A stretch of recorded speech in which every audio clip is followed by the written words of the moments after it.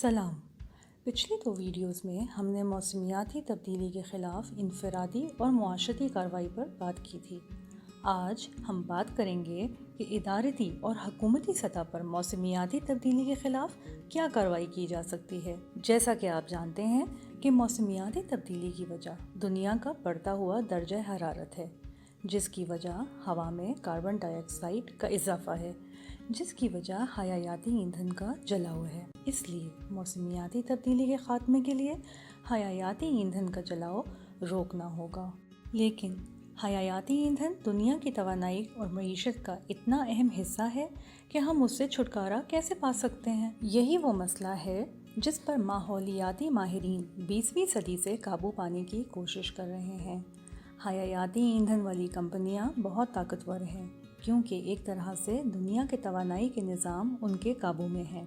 हयायाती ईंधन की एक नुमायां कंपनी ने 1957 में मौसमियाती तब्दीली पर एक तहकीक करवाई, जिसमें हयायाती ईंधन और हवा में कार्बन डाइऑक्साइड की ज़्यादती का ताल्लुक सामने आया। 1968 तक वो कार्बन डाइऑक्साइड के मनफी असरात को पूरी तरह समझ चुके थे, लेकिन उन्होंने अगले 45 साल इस हकीकत को छुपाए रखा। ये कंपनी एक्सॉन कहलाती है। ये ख़ुद एक बहुत अहम मौजू है, इसलिए इस पर हम किसी और दिन बात करेंगे। आपको ये बताना इसलिए ज़रूरी है क्योंकि दुनिया की सनतें और हुकूमतें मौसमियाती तब्दीली की सरगर्मियों को छुपाने में मुलव्वस हैं, क्योंकि अगर हयायाती ईंधन का इस्तेमाल दुनिया में रुक जाएगा तो ये सब कंपनियां दिवालिया हो जाएंगी। अब सवाल ये है कि हम इन मुश्किलात के बावजूद तब्दीली कैसे ला सकते हैं। बड़ी सतह पर मौसमियाती तब्दीली को हल करने के लिए हमें मौजूदा वसाइल को समझना होगा। इसका मतलब ये है कि हमें पता होना चाहिए कि मौसमियाती तब्दीली मुआशरे के मुख्तलिफ इदारों मसलन निज़ाम सेहत, मईशत वगैरह पर कैसे असरअंदाज होती है। चूँकि मौसमियाती तब्दीली मौसमी निज़ाम और कुदरती अवामिल में खलल डालती है, ये ज़िंदगी के हर पहलू को मुतासर करती है। बारिशों के निज़ाम और दरियाई बहाव में तब्दीली हमारे ज़रूरी पैदावार पर बराह रास्त असरअंदाज हो रही है। पाकिस्तान का 18.9% GDP ज़राअत पर मुनहसर है और ज़राअत 42% अफरादी क़ुव्वत को मुलाजिमत मुहैया करता है।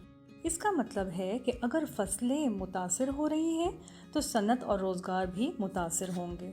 इस तरह गर्म और नम मौसम मलेरिया और डेंगू जैसी बीमारियों के फैलाव का सबब बनता है, जो कि फिर इंसानी सेहत को मुतासर करता है और साथ ही निज़ाम सेहत पर बोझ डालता है। इसलिए मौसमियाती कार्रवाई की ज़िम्मेदारी किसी एक हुकूमती वजारत पर नहीं डाली जा सकती, बल्कि ये तमाम वजारतों की ज़िम्मेदारी होनी चाहिए। कुछ वजारतें जैसा कि वजारत तवानाई या वजारत नकलो हमल हयायाती ईंधन के इस्तेमाल में बड़े हिस्सेदार हैं। अगर इन वजारतों पर जिम्मेदारी डाली जाए तो उन्हें चाहिए कि हयायाती ईंधन के इस्तेमाल का मुतबादिल तलाश करें। यहाँ पर मैं ये कहना चाहूँगी कि हम तब तक कामयाब नहीं हो सकते जब तक हम ये 2 चीज़ें नहीं कर लेते। पहली, मौसर मौसमियाती तालीम और दूसरी, कानून का मौसर नफाज। इनफरादी और मुआशरती सतह पर कार्रवाई करना बहुत अच्छा है, लेकिन ये सिर्फ पहला कदम है। असल में हुकूमती सतह पर तब्दीली लाने की ज़रूरत है। पाकिस्तान में मौसमियाती तब्दीली की माकूल पॉलिसी मौजूद है, लेकिन इस पर सख्ती से अमल नहीं किया जाता। इसलिए हमें कानून के नफाज की बहुत ज़रूरत है। हमें कानून के नफाज की इसलिए भी ज़रूरत है ताकि लोग मौसमियाती माहिरीन की राय सुनें और उसके मुताबिक कार्रवाई करें। हमें मौसमियाती तालीम की बहुत ज़रूरत है ताकि हम सही और गलत की पहचान कर सकें और हमें ये पता चल सके कि हम जो कर रहे हैं वो क्यों कर रहे हैं। मौसमियाती तब्दीली के बुनियादी तसव्वुरात इतने मुश्किल नहीं हैं।